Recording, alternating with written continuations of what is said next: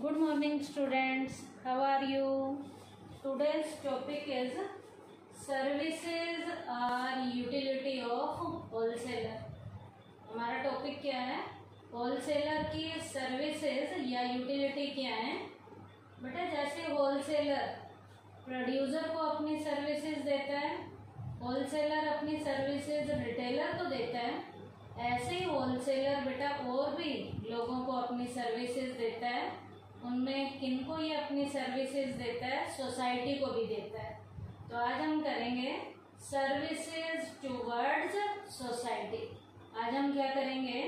Wholesaler की services करेंगे towards society. अब होलसेलर जो है सोसाइटी को अपनी क्या क्या सेवाएं देता है, इसमें सबसे पहला पॉइंट है कंट्रोल ऑन मार्केट फ्लक्चुएशंस। एक होलसेलर जो है मार्केट में आने वाली जितनी भी फ्लक्चुएशंस हैं उन्हें कंट्रोल करता है। फ्लक्चुएशन का मतलब होता है मार्केट में जो अप्स और डाउन आते हैं, जो मार्केट में उतार चढ़ाव आते हैं, उन उतार चढ़ावों को भी जो होलसेलर है वो कंट्रोल करने का काम करता है।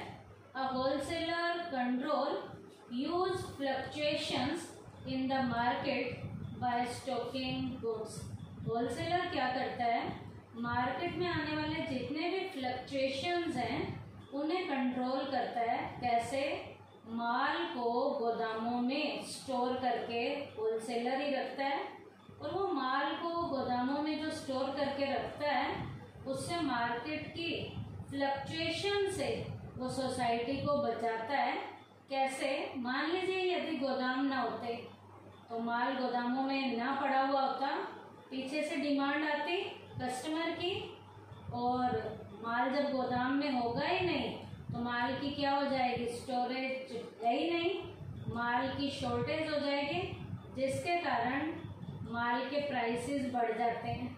लेकिन यहाँ पर होलसेलर के पास गोदाम होने के कारण माल गोदामों में स्टोर पड़ा रहता है, जिसके कारण ये होलसेलर जो है मार्केट में आने वाली फ्लक्चुएशन से सोसाइटी को बचाने का काम करता है। Therefore the process remain under control, जिसके कारण ये सारा का सारा प्रोसेस कंट्रोल में रहता है। This directly benefit the consumer, और इसका सीधा बेनिफिट किसको होता है? कस्टमर को होता है। क्या? कस्टमर को मार्केट में होने वाली फ्लक्चुएशन से बचाने में होलसेलर यहाँ पर पूरा प्रॉपर रोल प्ले करता है, क्योंकि होलसेलर माल को कहाँ स्टोर करके रखता है? अपने गोदामों में स्टोर करके रखता है। और जैसे ही पीछे कस्टमर की डिमांड आती है, कस्टमर रिटेलर के पास जाते हैं, और रिटेलर माल वही किससे मंगवाता है? होलसेलर से मंगवाता है। उसके बाद सेकंड पॉइंट है easy availability of goods. Goods easily level पे अवेलेबल भी हो जाती हैं, ये काम भी होलसेलर के द्वारा किया जाता है।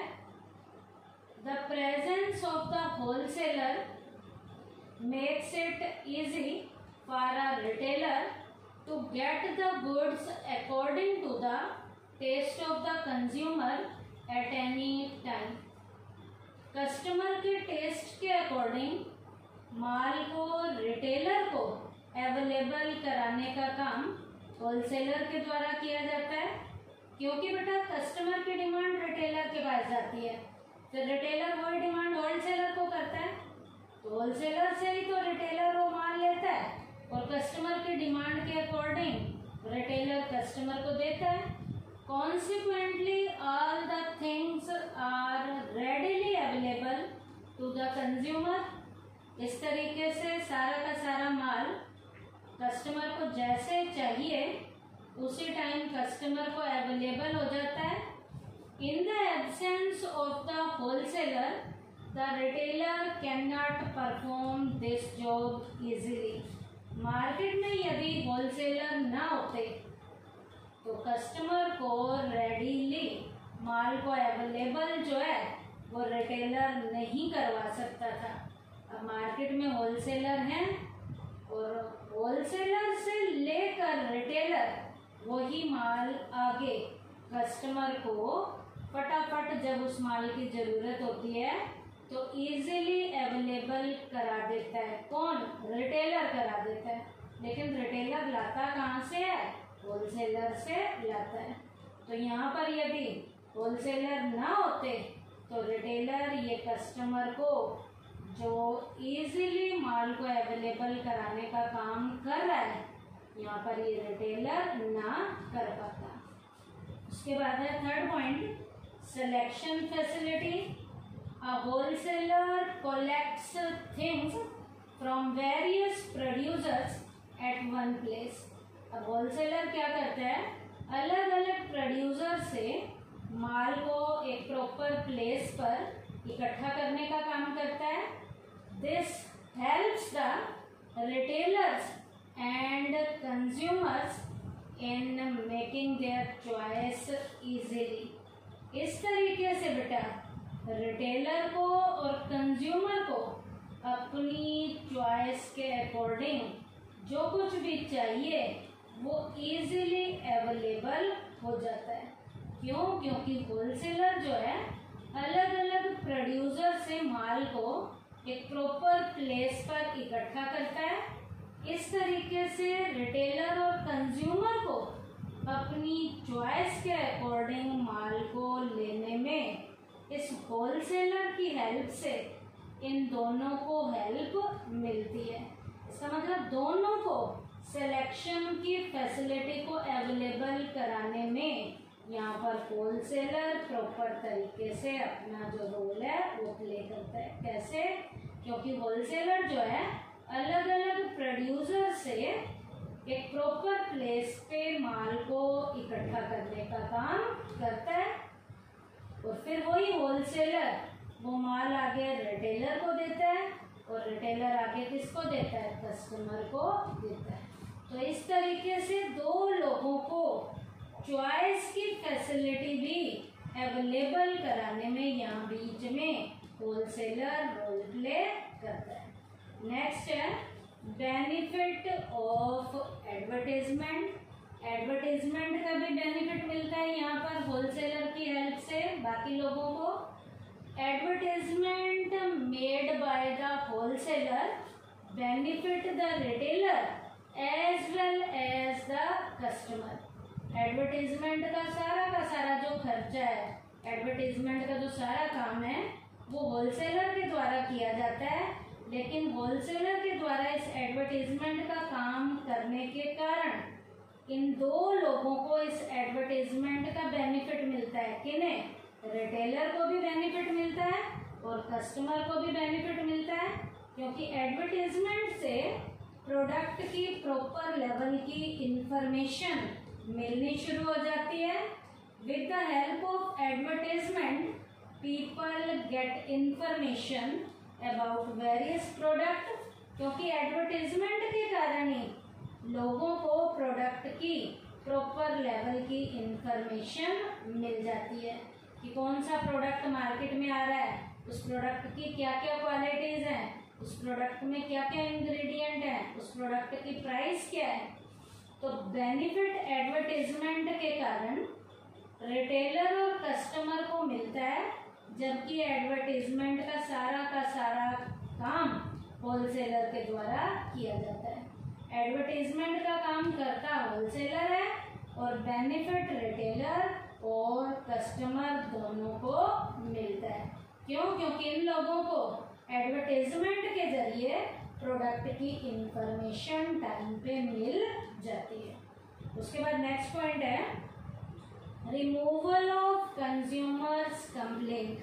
कंज्यूमर की कंप्लेंट को भी रिमूव करवाने में, दूर करवाने में होलसेलर रोल प्ले करता है। Consumer can have some complaint about the quality and size of things. Customer को कई बार जो है प्रोडक्ट की क्वालिटी से रिलेटेड या साइज से रिलेटेड कई बार कुछ कंप्लेंट्स होती हैं। The information about this is collected by the wholesaler through the retailer. अब ये इंफॉर्मेशन होलसेलर के पास पास कहाँ से आती है? रिटेलर के जरिए आती है, क्योंकि कस्टमर कंप्लेंट रिटेलर को करता है और रिटेलर वही इंफॉर्मेशन आगे होलसेलर को देता है and passed on to the producer. अब बेटा होलसेलर के पास प्रोडक्ट की कंप्लेंट आ गई, अब वही होलसेलर उस प्रोडक्ट की कंप्लेंट आगे किसे पास करता है? प्रोड्यूसर को पास करता है, ताकि अगली बार प्रोडक्ट को बनाने में उस प्रोडक्ट में वो कंप्लेंट दोबारा से रिपीट ना हो। तो इस तरीके से कंज्यूमर की कंप्लेंट को रिमूव कराने में यहाँ बीच में होलसेलर पूरा प्रॉपर रोल प्ले करता है। कैसे? कंज्यूमर की कंप्लेंट रिटेलर के पास जाती है, रिटेलर वही कंप्लेंट आगे होलसेलर को देता है और होलसेलर वही इंफॉर्मेशन कंप्लेंट की आगे प्रोड्यूसर को पास करता है। अब प्रोड्यूसर को पता चल जाती है कि मेरे प्रोडक्ट की मार्केट में ये कंप्लेंट आ रही है, अगली बार बनाने में उस प्रोडक्ट की कंप्लेंट को टाइमली क्या किया जाता है? सोल्व किया जाता है। तो कस्टमर की कंप्लेंट को रिमूव कराने में भी यहाँ पर होलसेलर रोल प्ले करता है। नेक्स्ट है possibility of large scale production. Large scale के प्रोडक्शन के यहाँ पर हमें बेनिफिट मिलने शुरू हो जाते हैं। क्या? Possibility of large scale production. जितना ज़्यादा माल बनाएंगे उतना ही पर यूनिट की कॉस्ट कम आएगी, रीजनेबल रेट पे माल जाएगा, प्रोडक्ट की सेल अच्छी होगी। अ wholesaler first of all increase the demand of the things. सबसे पहले होलसेलर जो है प्रोडक्ट की डिमांड को इंक्रीज करने में रोल प्ले करता है and then places by orders with the producer. अब बेटा कस्टमर की डिमांड रिटेलर के पास जाती है, रिटेलर वाली वही डिमांड होलसेलर के पास जाती है और होलसेलर वही कस्टमर की डिमांड के अकॉर्डिंग प्रोड्यूसर को क्या करता है? ऑर्डर प्लेस करता है, ताकि कस्टमर की टाइमली डिमांड को अच्छे से पूरा किया जा सके। Therefore, the scale of the production starts rising। इस तरीके से प्रोडक्शन का स्केल जो है बढ़ना शुरू हो जाता है।